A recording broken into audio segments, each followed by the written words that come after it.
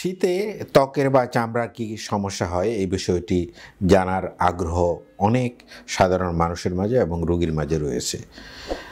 আমাদেরকে একটা কথা মনে রাখলে ভালো হয় যে যদিও বাংলাদেশ গ্রীষ্মপ্রধান অঞ্চলের দেশ, তবু এখানে যে কয়েক মাস শীত থাকে এটি একেবারে কম নয়। এই বেশি সময় ধরে আবহাওয়ার তাপমাত্রা বা টেম্পারেচার একটু বেশি থাকার কারণে আমাদের শরীর বা চামড়া এই টেম্পারেচারের সাথে, আবহাওয়ার তাপমাত্রার সাথে অ্যাডাপ্ট করে নেয়, অর্থাৎ একটা সহনীয় অবস্থান তৈরি করে নেয়। কতটুকুন পানি শরীরে সংরক্ষণ করতে হবে, কতটুকুন চলে যেতে হবে, এবং চামড়ার স্বাস্থ্যের জন্য শরীরকে কিভাবে তার ইন্টারনাল এনভায়রনমেন্ট বা ভেতরের আবহাওয়াটাকে পরিবেশটাকে মেনটেন করতে হবে, সেটি কিন্তু শরীর নিজে নিজেই তৈরি করে নেয়। কিন্তু যখন টেম্পারেচার বেশি কমে যায় তখন কিন্তু এই পানি কনজারভেশন বা পানি বের করে দেওয়ার যে ক্যারেক্টার, এটি কিন্তু পরিবর্তিত হয়ে যায়, যার ফলে চামড়া থেকে পানি বা জলীয় অংশ বের হয়ে যাওয়ার ফলে চামড়া শুষ্ক হয়ে যায়। শুষ্ক হয়ে যাওয়ার জন্য সাধারণভাবে শরীরবৃত্তীয় বা ফিজিওলজিক্যাল যে পরিবেশটা চামড়ায় থাকে এটি ব্যাহত হয়। বিঘ্ন হওয়ার কারণে আমাদের চামড়ার অন্যতম প্রধান কাজ হলো এক্সটার্নাল বা বাইরের যতগুলো মানে অ্যাটাক আসুক বা যতগুলো মানে বিপরীত ধর্মের শরীরের জন্য ক্ষতিকারক যত আঘাত বা সমস্যা আসুক, এই আঘাত শুধু মেকানিক্যাল বা কোনো কিছু দিয়ে শার্প জিনিস দিয়ে আঘাত করতে হবে তা নয়, কিন্তু সেখানে ধুলাবালি থাকে, অনেক অ্যালার্জিক সাবস্টেন্স এই আবহাওয়ার সাথে ঘুরে বেড়ায়, তারা এখানে আসে। অনেক জীবাণু, বিশেষ করে ব্যাকটেরিয়া, ভাইরাস এবং ফাঙ্গাস বা ছত্রাক জাতীয় উপাদান বা যেটাকে আমরা দাঁত বলি, এই ধরনের জিনিসগুলো এসে শরীরে জড়ো হয়। জড়ো হওয়ার কারণে তারা শরীরে যে স্বাভাবিক যে ত্বকের যে শরীরকে তার আভ্যন্তরীণ অবস্থাকে রক্ষা করার যে প্রক্রিয়া, এইতে বিঘ্ন সৃষ্টি হয় বা ব্যাঘাত তৈরি হয়। সে কারণে আমাদেরকে মনে রাখতে হবে যে শীতকালে অতিরিক্ত ড্রাই হওয়ার জন্য জেরোসিস অফ স্কিন বা জেরোটিক একজিমা হতে পারে।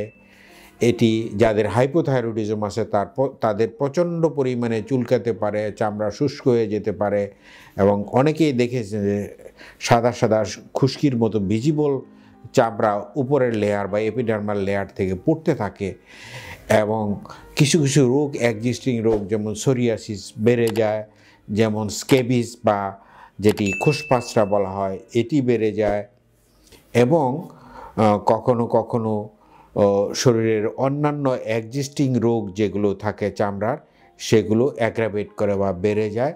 সেগুলোকে নিয়ন্ত্রণে রাখার জন্য আমরা যদি ভালো করে সব সময় মনে রাখতে হবে, শীতকাল আসছে বলে গোসল করা যাবে না এটি নয়, গোসল করলে শরীরের জন্য ভালো হয়।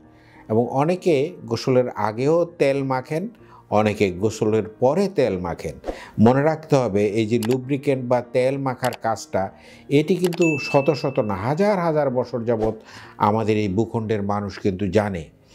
তো সেই যে তেল মাখার বা চামড়ায় শিশুদের তেল মেখে রোদে রাখা বা বয়স্কদের তেল মাখা বা অন্য সাধারণ অ্যাডাল্ট মানুষদেরও তেল মাখা গায়ে, এটি কিন্তু আমাদের পরিবারের বয়স্করা জানে, অন্যরা জানে, এবং এটির অভ্যাস এখন নানাভাবে পরিবর্তিত হচ্ছে, কারণ সমাজ এগিয়ে যাচ্ছে। আধুনিক সমাজে অনেকেই তেল মাখতে চান না। তো এটি মনে রাখতে হবে, হ্যাঁ, তেল না মাখেন, অনেক জিনিস আছে, অনেক লুব্রিকেন্ট, অনেক ময়েশ্চারাইজার এখন বাজারে পাওয়া যায়, সেটি ব্যবহার করা যায়। কিন্তু মনে রাখতে হবে বাজারের সব লুব্রিকেন্ট কিন্তু শরীরের জন্য ভালো নয়। অনেকের লুব্রিকেন্ট লাগিয়ে কিন্তু প্রচণ্ড পরিমাণে অ্যালার্জি হয়, লাল হয়ে যায়, ফুসকুড়ি পড়ে, নানা ধরনের দানা দানা পেপুলার লিশন তৈরি করে। এটি কিন্তু মনে রাখতে হবে যে কার শরীরের জন্য কোন ময়েশ্চারাইজার ভালো হবে এটি দেখতে হবে। Olive oil undoubtedly olive oil একটা ভালো লুব্রিক্যান্ট, বা আমরা আরও জানি যে তরল মোম, যার চামড়া একেবারে বেশি শুষ্ক হয়ে যায়, তরল মোম বা লিকুইড প্যারাফিন ব্যবহার করা যেতে পারে। এছাড়া আমাদের দেশে নারকেল তেলও ব্যবহার করা যেতে পারে। সরিষার তেল কখনো কখনো একটু গায়ে একটু বার্নিং জ্বলা জ্বলা ভাব হয়, সেটি যাদের হবে না তিনি সরিষার তেলও ব্যবহার করতে পারেন। আগের দিনে তো মানুষ প্রচুর পরিমাণে সরিষার তেল ব্যবহার করতো, কাজে সরিষার তেল, নারকেল তেল, তার বাইরে অলিভ অয়েলের কথাটা আমি বলছি যে এটি খুব এখন ইজি অ্যাভেলেবল, কিন্তু দুর্ভাগ্যজনক হলো যে কখনো কখনো কিছু অলিভ অয়েলের মাঝে অন্যান্য জিনিস ইনগ্রেডিয়েন্ট থাকার কারণে এগুলো অ্যালার্জি তৈরি করে, সমস্যা তৈরি করে। যার অলিভ অয়েলে কোনো অ্যালার্জি হয় না তিনি অলিভ অয়েল ব্যবহার করতে পারেন।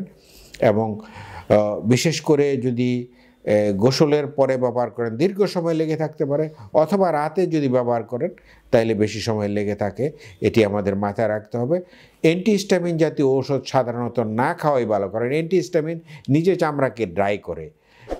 যদি কোনো অন্য সমস্যা না থাকে, অ্যালার্জি বা অন্য কোনো রিয়েক্টিভ কোনো লিশন না থাকে চামড়ায়, তাহলে অ্যান্টিহিস্টামিনটা অ্যাভয়েড করাই ভালো আমি মনে করি।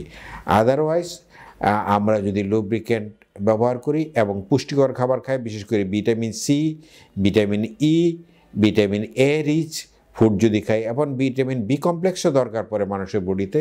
এবং আরেকটি কথা মনে রাখা দরকার, কিছু মিনারেলসও, খনিজ পদার্থ দরকার হয়, সেটিও যদি আমরা পরিমাণ মতো বা সামঞ্জস্যপূর্ণ বা একটা ব্যালেন্স ডায়েট খাই, তাহলে পরে আমাদের চামড়া ভালো থাকবে।